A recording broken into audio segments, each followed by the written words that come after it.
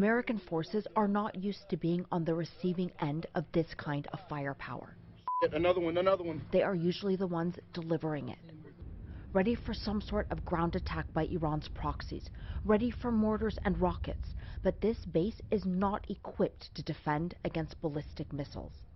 On any other night, some of the 2,500 troops and contractors would have been in the areas hit. At 11 p.m., those who could started to hunker down in bunkers built by their former enemy. This is a Saddam Hussein era bunker. It is. So we felt we'd be somewhat safe in here because it was designed to take, some kind of hit, or it was built for, ballistic missiles. At 1:34 a.m., the first missiles hit. And these doors, every time one of the missiles hit, the doors would kind of sink in. Dozens of troops were still out in the open, holding their positions to protect the base. There was still the threat of incoming rockets, mortars, and a ground assault. Pilots were still at their stations operating drones. Flames swallowed up the drone team's living quarters. Some 30 troops would have been sleeping here had they not been ready. Others rushed around the base as missiles came down, looking for anyone who may have been injured, checking on the base's defenses. Along the base perimeter, young soldiers on their first tour fought the instinct to flee and stayed, manning the guard towers. When one strike hit too close, they vaulted into the back of a truck and held their position there.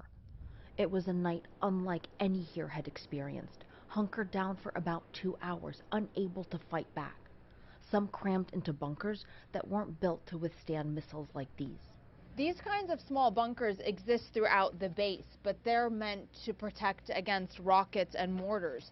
The ballistic missiles that were fired are about 3,000 times more powerful than that. The blast from this one knocked over a 4-ton T-wall, but if that hadn't happened, those who were sheltering here probably would not have survived.